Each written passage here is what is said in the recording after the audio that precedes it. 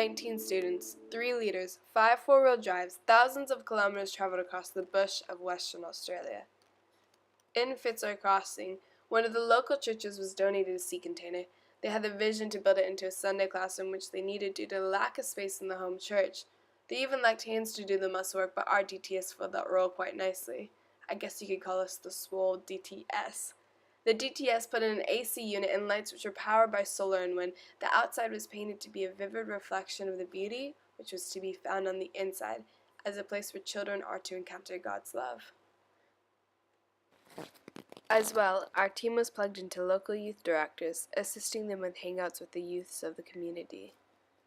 Four-wheel drive DTS used, four-wheel drives to reach out to the far communities in the Kimberley during bush runs to hand out Christian newspapers as another facet to our ministry. And there was this lady there who was blind. So a few of us gathered around her and we started praying and praying and praying. And eventually we asked her if she was feeling any better. And she said that she was feeling better, but it wasn't 100% clear. So we prayed again and prayed again and prayed again. But no healing came, no complete healing came. It's just so important to remember that God moves in so many different ways. It's not always about the miraculous.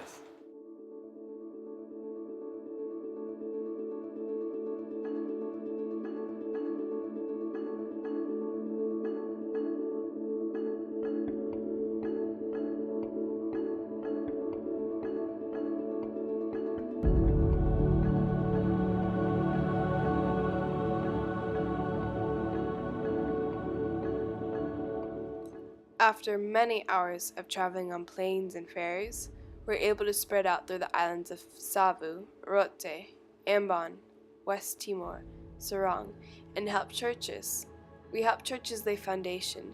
Through our church contacts, God managed to get us into schools to show His love through games and songs, even a David and Goliath skit, which was impromptu to say the least, and His core values. We also help bring books and candies to children, spreading a little bit of God's sweetness into their lives.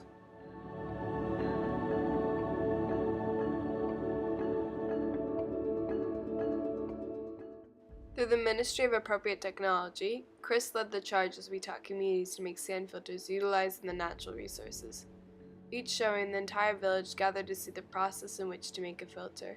This opens up many opportunities in villages to talk about Christ. After one is built, many will soon follow.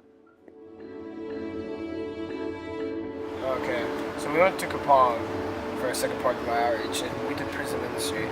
I got to share testimony, and I used to be a criminal, so I just inspired the people that it can actually change, like how I've changed.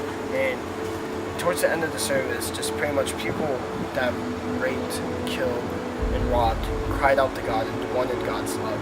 We were supposed to be doing evangelism, and we looked up at the sky and really started praying for rain, as that's what we felt we were supposed to intercede for. And later that night, it started pouring in Savu, and it was the first time it had rained in Savu while we were there, and we woke up in the morning, and the pastor said it was the weirdest thing. From the church, 200 meters down the road, it was wet. We met a young man who had a demon inside of him that caused him a lot of pain in one of his arms and never heard the gospel. So we shared that with him, and right then and there he gave his life to Christ. So we started praying for deliverance.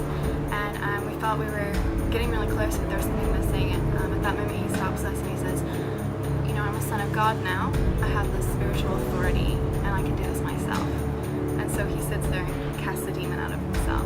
He's baptized. So this man was saved, delivered, and baptized in one afternoon.